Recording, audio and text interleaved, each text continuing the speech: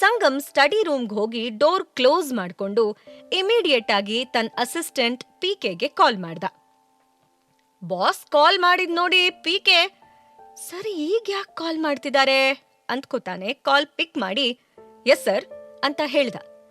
ಆಗ ಸಂಗಮ್ ನೇರವಾಗಿ ವಿಷಯಕ್ಕೆ ಬಂದು, ಪಿಕೆ ನನಗೆ ಇವತ್ತೇ ಆರ್ಯನ್ ಸ್ಕೂಲ್ನಲ್ಲಿ ಸಿಸಿಟಿವಿ ಫುಟೇಜಸ್ ಬೇಕು ಅಂತ ಸಿಟ್ಟಲ್ಲಿ ಹೇಳ್ದ.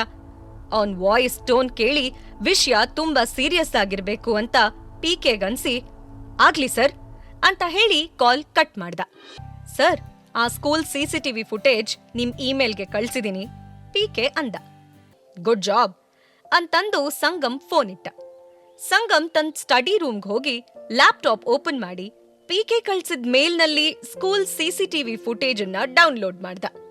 ಆರ್ಯನ್ ಕ್ಲಾಸ್ ರೂಮ್ ಹತ್ರ ಇದ್ದಿದ್ದ ಫುಟೇಜ್ನ ಸಂಗಮ್ ನೋಡ್ತಾ ಅವನಿಗೆ ಮನಸ್ನಲ್ಲಿ ಕಸಿವಿಸಿ ಆಗ್ತಿತ್ತು. ಆರ್ಯಂಗ್ ಆಗಿದ್ದ ಆಕ್ಸಿಡೆಂಟ್ನ ಅವನು ಕಣ್ಣಾರೆ ನೋಡ್ಬೇಕಲ್ಲ ಅನ್ನೋ ಭಯ ಅವನಲ್ಲಿತ್ತು. ಇನ್ನೇನ್ ಸ್ಕೂಲ್ನಿಂದ ಹೊರಡೋಕೆ ಆರ್ಯ ಮೆಟ್ಲ ಹತ್ರ ನಿಂತಿದ್ದನ್ನ ಸಂಗಮ್ ವಿಡಿಯೋದಲ್ಲಿ ನೋಡ್ತಿದ್ದ. ತಮ್ ಮಕ್ಳನ್ನ ಕರ್ಕೊಂಡ್ ಹೋಗೋಕೆ ಪೇರೆಂಟ್ಸ್ ಬಂದಾಗ ಒಬ್ಬೊಬ್ರೇ ಹೋಗ್ತಿದ್ರು. ಆರ್ಯ ಅವನ್ ಟರ್ನ್ಗೆ ಕಾಯ್ತಿದ್ದ. ಆಗ ಆರ್ಯನ್ ವಯಸ್ಸಿನ ಇನ್ನೊಬ್ಬ ಹುಡುಗ ಬಂದು ಆರ್ಯನ್ ಹತ್ರ ಏನೋ ಮಾತಾಡ್ತಿದ್ದ. ಹಂಗೆ ಮಾತಾಡ್ತಾ ಅವನು ಆರ್ಯನ್ನ ತಳ್ಳಿಬಿಟ್ಟ.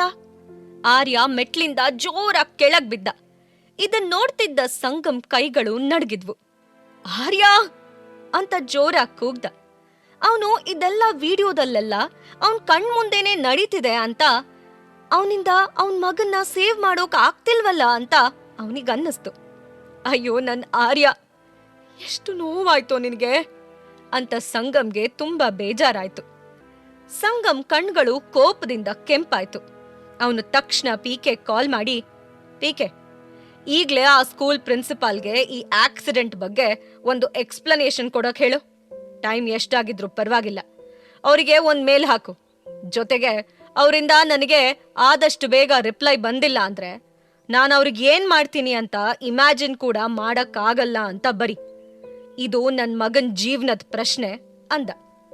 ಸಂಗಮ್ ವಾಯ್ಸ್ ಅಲ್ಲಿದ್ದ ಕೋಪನ ನೋಡಿ ಪಿಕೆ ಏನು ಪ್ರಶ್ನೆ ಕೇಳ್ಬಾರ್ದು ಅಂತ ಸುಮ್ನಾದ. ಅವನಿಗೆ ಸಂಗಮ್ ಇಂಚರಾನ ಮದ್ವೆ ಆಗಿದ್ದು ಗೊತ್ತಿರ್ಲಿಲ್ಲ. ಆದ್ರೆ ತನ್ ಮಗ ಅಂತ ಯಾಕೆ ಹೇಳಿದ್ರು ಅಂತ ಪಿಕೆಗೆ ಗೊತ್ತಾಗ್ಲಿಲ್ಲ. ಅದನ್ನ ಕೇಳಬೇಕು ಅಂತಾನೂ ಅವನಿಗನ್ನಿಸ್ಲಿಲ್ಲ.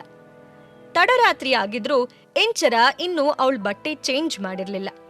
ಆರ್ಯ ನೆಮ್ಮದಿಯಾಗಿ ನಿದ್ದೆ ಮಾಡ್ತಿರೋದ್ ನೋಡಿ ಅವಳಿಗೂ ಸ್ವಲ್ಪ ಸಮಾಧಾನ ಆಯ್ತು. ಅವಳ ಮನಸ್ಸಲ್ಲಿದ್ದಿದ್ ನೋವೆಲ್ಲ ಕಣ್ಣೀರಾಗಿ ಹೋದ್ಮೇಲೆ ಅವಳ ಮನಸ್ಸು ಹಗುರ ಆಯ್ತು. ಆರ್ಯ ಈಗ ಆರಾಮಾಗಿ ಮಲ್ಗಿದಾನೆ, ನಾನು ಫ್ರೆಶ್ ಅಪ್ ಆಗ್ತೀನಿ ಅಂತ ತನ್ನ ಬಟ್ಟೆಗಳನ್ನ ತಗೊಂಡು ಬಾತ್ರೂಮ್ ಕಡೆಗೆ ಹೋದ್ಲು. ಹೋಗ್ತಿದ್ದಾಗ್ಲೂ ಅವಳು ತಿರುಗಿ ಆರ್ಯ ಮಲ್ಗಿದ್ದನ್ನ ನೋಡ್ತಿದ್ಲು. ತನ್ನ ಸ್ನಾನ ಮುಗಿಸಿ ಮತ್ತೆ ಬಂದು ಆರ್ಯನ್ ಪಕ್ಕ ಕೂತ್ಕೊಂಡ್ಲು. ತಕ್ಷಣ ಅವಳ ಫೋನ್ ರಿಂಗ್ ಆಯ್ತು. ಆರ್ಯಂಗೆ ಡಿಸ್ಟರ್ಬ್ ಆಗತ್ತೆ ಅಂತ ಅವಳ ಫೋನ್ ತಗೊಂಡು ಬಾಲ್ಕನಿಗೆ ಹೋದ್ಲು. ಹಾ ಹೇಳು ರೋಹನ್ ಅಂತ ಫೋನ್ ಪಿಕ್ ಮಾಡಿ ಕೇಳಿದ್ಲು. ರಿಯಾ ಆಪರೇಷನ್ ಹೇಗಾಯ್ತು? ಆರ್ಯಂಗೆ ಆಕ್ಸಿಡೆಂಟ್ ಆಗಿದ್ ಕೇಳಿ ನಾನು ಅಲ್ಲಿಂದ ಹೊರಡ್ಬೇಕಾಯ್ತು, ವೆರಿ ಸಾರಿ ಅಂದ್ಲು. ರಿಯಾ ಆರಾಮಾಗಿದ್ದಾಳೆ ಮ್ಯಾಮ್, ಅವಳ ಆಪರೇಷನ್ ಸಕ್ಸಸ್ಫುಲ್ ಆಯ್ತು. ಅವಳು ಗೆದ್ಲು ಮ್ಯಾಮ್, ನಾವು ಗೆದ್ವಿ. ರೋಹನ್ ತುಂಬಾ ಎಕ್ಸೈಟ್ಮೆಂಟ್ ನಲ್ಲಿ ಹೇಳ್ದ. ತುಂಬಾ ದಿನಗಳಾದ್ಮೇಲೆ ರೋಹನ್ ಧ್ವನಿಲಿ ಒಂದ್ ಖುಷಿ ಕಾಣಿಸ್ತು. ಅವನಿಗೆ ಕುಣಿಬೇಕು ಅಂತ ಅನ್ನಿಸ್ತಾ ಇತ್ತು. ಇಂಚರಾಗೆ ಇದನ್ ಕೇಳಿ ಖುಷಿ ಆಯ್ತು. ರಿಯಾ ಈಗ ಹೇಗಿದ್ದಾಳೆ? ಡಿಸ್ಚಾರ್ಜ್ ಆದ್ಲಾ? ಇಂಚರ ಕೇಳಿದ್ಲು.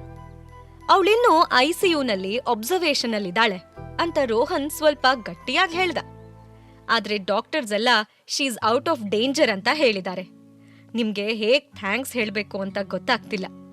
ನೀವ್ ಮಾಡಿರೋ ಸಹಾಯಕ್ಕೆ ಥ್ಯಾಂಕ್ಸ್ ಕೂಡ ತುಂಬಾ ಚಿಕ್ಕದು. ನಿಮ್ ಋಣನ ನಾನ್ ಹೇಗ್ ತೀರಿಸ್ಬೇಕು ಅಂತ ಗೊತ್ತಾಗ್ತಿಲ್ಲ. ನನ್ ತಂಗಿನ ವಾಪಸ್ ಕರ್ಕೊಂಡ್ ಬಂದ್ಬಿಟ್ರೆ ನೀವು ನನ್ ಪಾಲಿನ ದೇವ್ರು. ರೋಹನ್ ತುಂಬಾ ಎಮೋಷನಲ್ ಆಗಿ ಅವನ್ ಮನಸ್ಸಲ್ಲಿ ಇದ್ದಿದ್ದನ್ನೆಲ್ಲ ಇಂಚರಾಗಿ ಹೇಳ್ದ. ನನ್ ಕೈಯಲ್ಲಿ ಏನ್ ಮಾಡೋಕ್ ಸಾಧ್ಯನೋ ಅದನ್ನ ನಾನ್ ಮಾಡ್ದೆ. ಆದ್ರೆ ರಿಯಲ್ ಹಾರ್ಡ್ ವರ್ಕ್ ಮಾಡಿದ್ದು ರಿಯಾ ಮತ್ ಅವಳ ವಿಲ್ ಪವರ್, ಅವಳ ಧೈರ್ಯನ ನಾನ್ ಮೆಚ್ದೆ. ಅವಳು ಆರಾಮಾಗಿದ್ದಾಳೆ ಅಂತ ಕೇಳೋಕೆ ತುಂಬಾ ಖುಷಿ ಆಗತ್ತೆ ಅಂತ ಇಂಚರ ರೋಹನ್ಗೆ ಹೇಳಿದ್ಲು. ಅದು ಇನ್ನೇನ್ ಮಧ್ಯರಾತ್ರಿ ಆಗಿತ್ತು. ಇಂಚರ ಇನ್ನು ಆರ್ಯನ್ ಪಕ್ಕದಲ್ಲೇ ಕೂತಿದ್ಲು. ತಕ್ಷಣ ಅವಳ ಹೊಟ್ಟೆಲಿ ಸಣ್ಣದಾಗಿ ನೋವು ಕಾಣಿಸ್ಕೊಳ್ತು. ಬೆಳಗ್ಗೆಯಿಂದ ಸುಸ್ತಾಗಿ ಹಿಂಗಾಗಿರ್ಬೋದು ಅಂತ ಅವಳು ಅಂದ್ಕೊಂಡ್ಲು. ಆದ್ರೆ ಅವಳು ಬೆಳಗ್ಗೆಯಿಂದ ಏನೂ ತಿಂದಿಲ್ಲ ಅಂತ ನೆನ್ಪಾಯ್ತು. ಈಗ್ಲೂ ತಾನ್ ಏನೂ ತಿಂದೆ ಹೋದ್ರೆ ನಾಳೆ ಅಷ್ಟ್ರಲ್ಲಿ ಪಕ್ಕಾ ಹುಷಾರ್ ತಪ್ತೀನಿ ಅಂತ ಅವಳಿಗೆ ಗೊತ್ತಾಯ್ತು. ಏನ್ ತಿನ್ಲಿ? ಆಂಟಿ ಮಲ್ಗಿದ್ದಾರೆ ಅನ್ಸತ್ತೆ. ಅವ್ರನ್ನ ಇಷ್ಟೊತ್ತಿಗೆ ಎಬ್ಸೋದ್ ಬೇಡ, ನಾನೇ ಏನಾದ್ರೂ ಮಾಡ್ಕೊಳ್ತೀನಿ ಅಂತ ಇಂಚರ ಆರ್ಯಂಗೆ ಸರಿಯಾಗಿ ಹೊತ್ಸಿ ರೂಮ್ನಿಂದ ಹೊರಗ್ ಬಂದ್ಲು. ಇಂಚರ ಕಿಚನ್ಗೆ ಹೋಗಿ ಫ್ರಿಡ್ಜ್ ತೆಗೆದ್ಲು. ಅಲ್ಲೇನು ಸ್ಪೆಷಲ್ ಇರ್ಲಿಲ್ಲ. ಒಂದಷ್ಟು ತರಕಾರಿ ಮತ್ತೆ ನೀರು ಬಿಟ್ಟು ಬೇರೆ ಏನೂ ಅವಳಿಗೆ ಕಾಣ್ಲಿಲ್ಲ. ಇಂಚರ ಅಲ್ಲಿದ್ದ ತರಕಾರಿಗಳನ್ನ ತಗೊಂಡು ತೊಳೆಯೋಕೆ ಶುರು ಮಾಡಿದ್ಲು. ನಾನು ಅಡ್ಗೆ ಮಾಡಿ ಎಷ್ಟು ದಿನ ಆಯ್ತು. ಅವತ್ತೇನೋ ಅವನಿಗೆ ಮ್ಯಾಗಿ ಮಾಡ್ಕೊಟ್ಟೆ, ಅದು ಬಿಟ್ರೆ ಬರೀ ಮಾಡಿರೋದನ್ನ ತಿಂತಿದ್ದೆ ಅಷ್ಟೆ. ಇವತ್ ಫಸ್ಟ್ ಟೈಮ್ ಅಡ್ಗೆ ಮಾಡೋ ಥರ ಆಗತ್ತೆ, ಇಂಚರ ತನ್ನ ಮನಸ್ನಲ್ಲೇ ಹೇಳ್ಕೊಂಡ್ಲು. ಅದೇ ಟೈಮ್ಗೆ ಸಂಗಮ್ ಕೂಡ ನೀರ್ ಕುಡಿಯೋಕೆ ಅಂತ ಕೆಳಗಿಳಿದ್ ಬಂದ. ಇಂಚರ ಏಪ್ರನ್ ಹಾಕೊಂಡು ತರಕಾರಿ ಹೆಚ್ಚ್ತಾ ಇದ್ದಿದ್ ನೋಡಿ ಅವನು ಕಿಚನ್ ಬಾಗ್ಲಲ್ಲೇ ನಿಂತ್ಕೊಂಡ. ಯಾವ್ದಾದ್ರೂ ಹುಡುಗಿ ಅವನ್ ಮನೆಗ್ ಬಂದ್ರೆ ಎಲ್ಲ ಅವನಿಗೆ ಅನ್ಕಂಫರ್ಟಬಲ್ ಆಗತ್ತೆ ಅಂತ ಅಂದ್ಕೊಂಡಿದ್ನೋ, ಅದೇ ಇಂಚರ ತನ್ ಮನೆಗ್ ಬಂದ್ಮೇಲೆ ಅವನಿಗೆ ಏನೋ ವಿಚಿತ್ರ ಫೀಲಿಂಗ್ ಇತ್ತು. ಅದು ಅವನಿಗೆ ಇಷ್ಟ ಆಗ್ತಿತ್ತು. ಒಂದ್ ಖಾಲಿ ಬಾಟಲ್ ಹಿಡಿದು ಗೋಡೆಗ್ ವರ್ಕೊಂಡು ಇಂಚರ ಏನೇನ್ ಮಾಡ್ತಿದ್ಲು ಎಲ್ಲದನ್ನೂ ಗಮನಿಸ್ತಾ ಇದ್ದ. ಇಷ್ಟೆಲ್ಲ ಆಗ್ತಿರ್ಬೇಕಾದ್ರೆ ಸಂಗಮ್ ತನಗೆ ಗೊತ್ತಿಲ್ದೇನೆ ಅಲ್ಲಿದ್ದ ಒಂದು ಪಾತ್ರೆನ ಬೀಳಿಸ್ದ. ಇಂಚರ ಸಡನ್ ಆಗಿ ತಿರ್ಗಿದ್ಲು. ಸಂಗಮ್ ಅಲ್ಲಿದ್ದಿದ್ ನೋಡಿ ಅವಳಿಗೆ ಶಾಕ್ ಆಯ್ತು. ತಕ್ಷಣ ಆ ಅಂತ ಇಂಚರ ಕಿರಿಚ್ಕೊಂಡ್ಲು. ತರಕಾರಿ ಹೆಚ್ಚುತ್ತಾ ಇದ್ದಿದ್ ಅವಳು ಸಂಗಮ್ನ ನೋಡಿದ ಶಾಕ್ನಲ್ಲಿ ತನ್ನ ಕೈ ಬೆರಳನ್ನ ಕಟ್ ಮಾಡ್ಕೊಂಡ್ಲು. ಅವಳು ಕಿರ್ಚಿದ್ ಕೇಳಿದ ತಕ್ಷಣ ಸಂಗಮ್ ಅವಳ ಹತ್ರ ಓಡೋದ. ಇಂಚರ, ಏನಾಯ್ತು? Are you okay? ಸಂಗಮ್ ಅವಳು ಕಟ್ ಆಗಿರೋ ಬೆರಳನ್ನ ಹಿಡಿದಿದ್ದ. ರಕ್ತ ಹೋಗ್ತಿರೋದನ್ನ ನಿಲ್ಸೋಕೆ ಅವನ್ ಟ್ಯಾಪ್ ಆನ್ ಮಾಡಿ ಅವಳ ಬೆರಳನ್ನ ನೀರಿಗಿಟ್ಟ.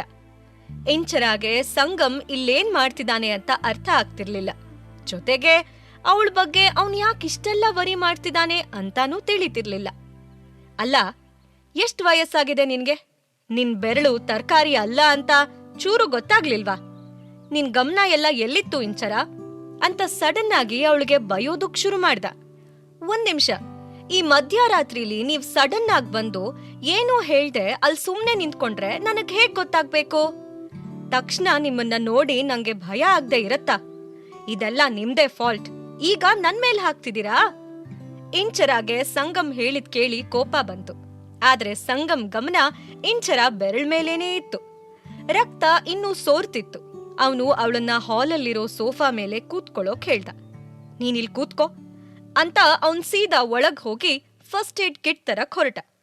ವಾಪಸ್ ಬಂದು ಇಂಚರ ಪಕ್ಕದಲ್ಲಿ ಕೂತಿದ್ದ ಸಂಗಮ್ ಅವಳ ಕೈನ ಹಿಡ್ಕೊಂಡು ಎಷ್ಟು ದೊಡ್ಡ ಗಾಯ ಆಗಿದೆ ಅಂತ ನೋಡ್ತಿದ್ದ. ಡೋಂಟ್ ಮೂವ್ ಅಂತ ಹೇಳ್ತಾ ಸಂಗಮ್ ನಿಧಾನಕ್ಕೆ ಕಟ್ ಆಗಿರೋ ಬೆರಳಿಗೆ ಮೆಡಿಸಿನ್ ಹಚ್ಚೋಕೆ ಶುರು ಮಾಡ್ದ.